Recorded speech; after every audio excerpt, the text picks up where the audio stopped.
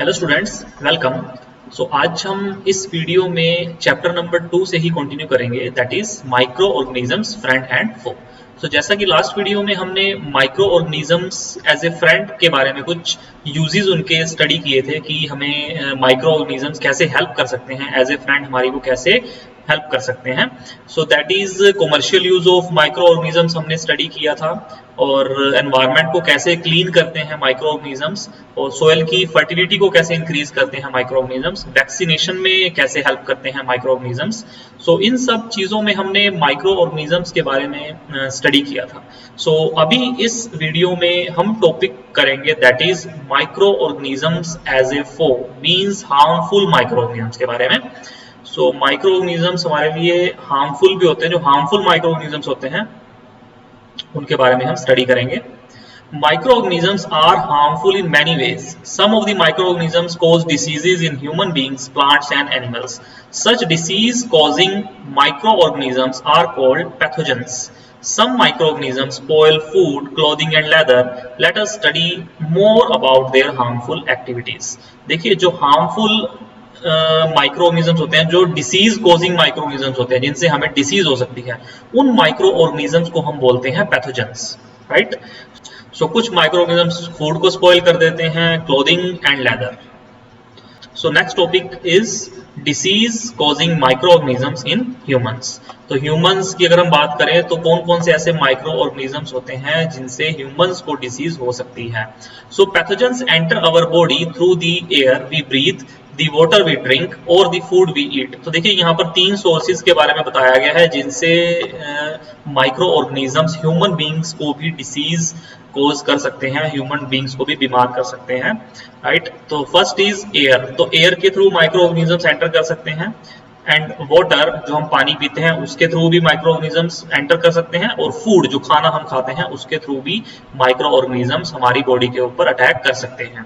They can also get transmitted by direct contact with an infected person और carried by an animal. ये एक animal के साथ भी कैरी हो सकते हैं, और अगर हम direct contact face to face किसी इन्फेक्टेड पर्सन के साथ रहते हैं तो वहां पर भी उसका इन्फेक्शन हमारे में ट्रांसमिट हो सकता है। Microbial diseases that can spread from an infected person to a healthy person through air, water, food और physical contact are called। इस टाइप की डिसीजेस को हम क्या बोलते हैं? Communicable diseases, right. यानी कि किसी के पर्सन के साथ कम्युनिकेट करने में, या फिर एयर के साथ, वाटर के साथ, फूड के साथ, अगर हमारे बॉडी के अंदर माइक्रो ऑर्गेनिजम्स अटैक करते हैं, वायरस, बैक्टीरिया, फंजाई अगर अटैक करते हैं हमारी बॉडी के अंदर, उसको हम बोलते हैं कम्युनिकेबल डिसीजेस।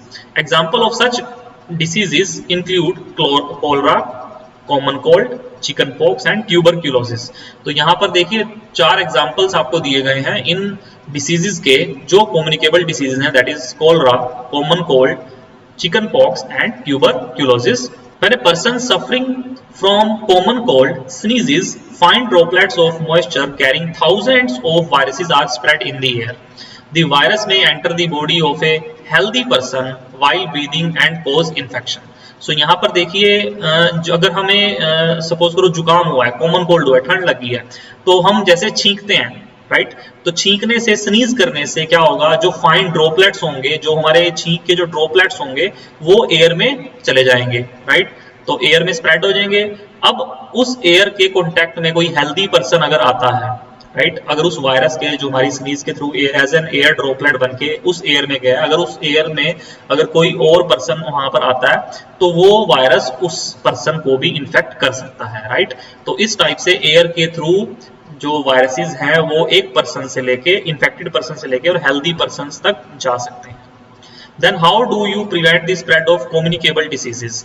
यहाँ पर communicable diseases के spread को हम कैसे prevent कर सकते हैं? भूजू is asking a question। पहेली यहाँ पर कुछ कमेंट कर रही है, we should keep a handkerchief on the nose and mouth while sneezing, it is better to keep a distance from infected person. जैसा कि हमें क्या करना चाहिए, इसका सोल्यूशन क्या है? हमें अपने नाक में और माउथ पे हैंकरचीफ यानी कि जो हैंकी होता है उसको यूज करना चाहिए जब भी कोई इन्फेक्टेड पर्सन अगर हम छींकते हैं और हमें इन्फेक्टेड पर्सन से एक सोशल डिस्टेंस यानी कि एक डिस्टेंस मेंटेन करके रखना चाहिए, 1 मीटर 2 मीटर दूर खड़े होकर हमें बात करनी चाहिए, राइट। इन केस अगर वो सामने वाला जो पर्सन है जिससे हम बात करना चाहते हैं अगर वो इन्फेक्टेड है, सो इससे हम बच सकते हैं इस कम्युनिकेबल डिसीजेस से जो कि एयर के थ्रू हमारे अंदर फैल सकती हैं। There are some insects and animals which acts as carriers of disease causing microbes। तो ये माइक्रो ऑर्गेनिजम्स को कैरी करने वाले कुछ एक इंसेक्ट्स और एनिमल्स भी होते हैं। House fly is one such carrier. तो ऐसे जैसे आपके घरों में मक्खियां हो सकती हैं तो वो भी एक कैरियर का काम करती हैं इन माइक्रो ऑर्गेनिजम्स को। कैसे करती हैं? The fly sit on the garbage and animal excretion. किसी कूड़े में या फिर गंदी जगह पे जो मक्खियां होती हैं अगर वो बैठ जाती हैं तो pathogen stick to their bodies. तो पैथोजन्स क्या होते हैं? जो माइक्रो ऑर्गेनिजम्स होते हैं, डिसीज कॉजिंग माइक्रो ऑर्गेनिजम्स, वो उनकी बॉडी के ऊपर स्टिक हो जाते हैं, राइट, चिपक जाते हैं। When these flies sit on uncovered food, they may transfer the pathogens। अगर वही मक्खियां जो कूड़े में बैठी थी और उनके ऊपर पैथोजेंस स्टिक हो चुके हैं, अगर वही मक्खियां अनकवर्ड फूड अगर हमने कोई रखा हुआ है उसके ऊपर वो बैठ जाती हैं तो जो माइक्रो ऑर्गेनिजम्स कूड़े में थे वहां थे तो वो पैथोजेंस हमारे खाने में ट्रांसफर हो सकते हैं, राइट, और हमारे खाने को कंटेमिनेट कर सकते हैं। Whoever eats the contaminated food is likely to get sick। अगर वो कंटेमिनेट फूड जो हमारा हो चुका है, कंटेमिनेट हो चुका है, अगर उस फूड को कोई कंज्यूम कर लेता है तो कोई हेल्दी पर्सन कंज्यूम कर लेता है तो उस हेल्दी पर्सन की बॉडी में भी वो वायरसेस एंटर कर सकते हैं। So it is advisable to always keep food covered. इसलिए आपको एडवाइस किया जाता है कि आपका जो खाना होना चाहिए वो क्या होना चाहिए? कवर होना चाहिए, कवर करके आपको रखना चाहिए। Avoid consuming uncovered items of food. Another example of a carrier is the female Anopheles mosquito. देखिए हमें जो खाना होता है हमारा कभी भी अनकवर्ड नहीं रखना चाहिए। आप मार्केट में जाते हैं, मार्केट में भी हमें कई टाइप के अनकवर्ड फूड सर्व किए जाते हैं। जैसे कि आप हाईवेज पे जाते हैं, हाईवेज पे फ्रूट चाट जो अनकवर्ड होता है वो हमें सर्व करते हैं, वो बेचते हैं। तो हमें अनकवर्ड फूड नहीं खाना चाहिए बिकॉज अनकवर्ड फूड के ऊपर हमें नहीं पता कितनी हाउस फ्लाइज उसके ऊपर बैठ चुकी हैं, right. Another example of a carrier is the female Anopheles mosquito which carries the parasite of malaria, that is plasmodium। देखिए जो पैरासाइट होता है मलेरिया का उसको हम क्या बोलते हैं? प्लाज्मोडियम। तो ये फीमेल एनोफिलीज मॉस्किटो होती है जो कैरी करती है इस मलेरिया को। जैसे हर मच्छर में मलेरिया नहीं फैल सकता, हर किसी मच्छर के काटने से हमें मलेरिया नहीं हो सकता, बट यहाँ पर एक स्पेसिफिक मॉस्किटो है, एक ब्रीड है, that is female Anopheles, right.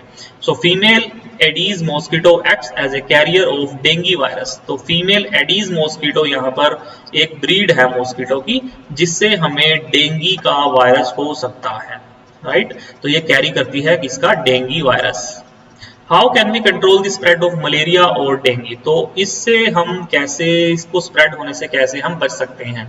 देखिए यहाँ पर आपको पिक्चर दी गई है फीमेल एनोफिलीज मॉस्किटो, राइट, इस टाइप का मॉस्किटो होता है।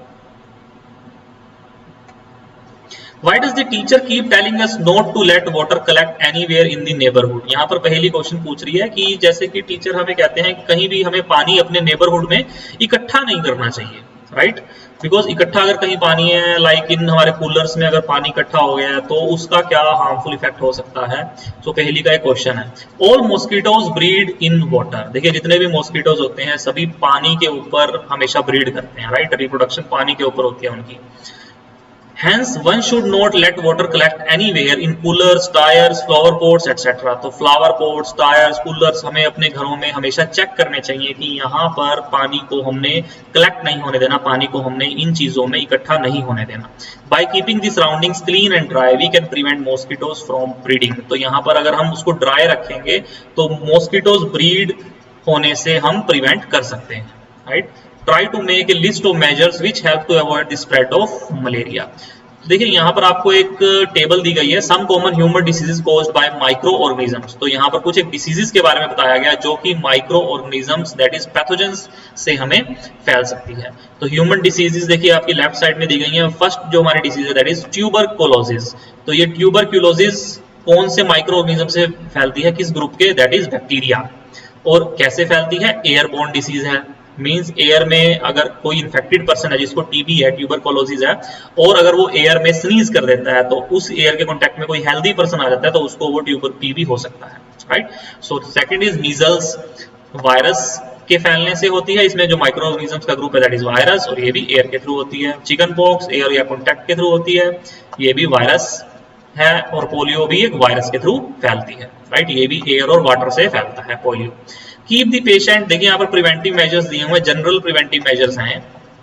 Keep the patient in complete isolation, अगर किसी को ये हो चुका है तो उस फर्स्ट ऑफ ऑल हमें उस पेशेंट को एक आइसोलेशन में रखना है, उसको अलग करना है, सेपरेट रखना है अपने से। Keep the personal belongings of the patient away from those of the others, तो उसके जो बिलोंगिंग्स है, मीन्स उसके जो भी सामान है उसको भी हमने सेपरेट रखना है, बिकॉज उसने भी अपने सामान को टच किया होगा, या जो भी वो यूज करता था इन्फेक्टेड पर्सन, उसको भी सेपरेट रखना है। Vaccination to be given at a suitable age, तो हमें एक वैक्सीनेशन भी देनी है एक सुटेबल एज में, राइट। तो ये तो जनरल प्रिवेंटिव मेजर्स हैं, जो अगर किसी ह्यूमन बीइंग को इस टाइप की डिसीज हुई है तो हम कैसे प्रिवेंट हो सकते हैं, राइट। सेकंड, नेक्स्ट हम बात करेंगे कोलरा की, टाइफाइड की। देखिए दोनों कोलरा एंड टाइफाइड बैक्टीरिया से फैलती हैं, और ये वाटर और फूड के थ्रू आती हैं, right. Maintain personal hygiene and good sanitary habits, consume properly cooked food and boiled drinking water, vaccination, right. देखिए यहाँ पर हमें जो पानी है वो भी बॉयल करके अगर पिए तो ज्यादा बेटर है, और अनकवर्ड हमें खाना नहीं रखना। अगर अनकवर्ड खाना होगा तो उससे बैक्टीरिया अटैक कर सकते हैं, राइट। हमारे फूड के थ्रू ही ये एंटर करता है, तो टाइफाइड हो सकता है और कोलरा हो सकता है।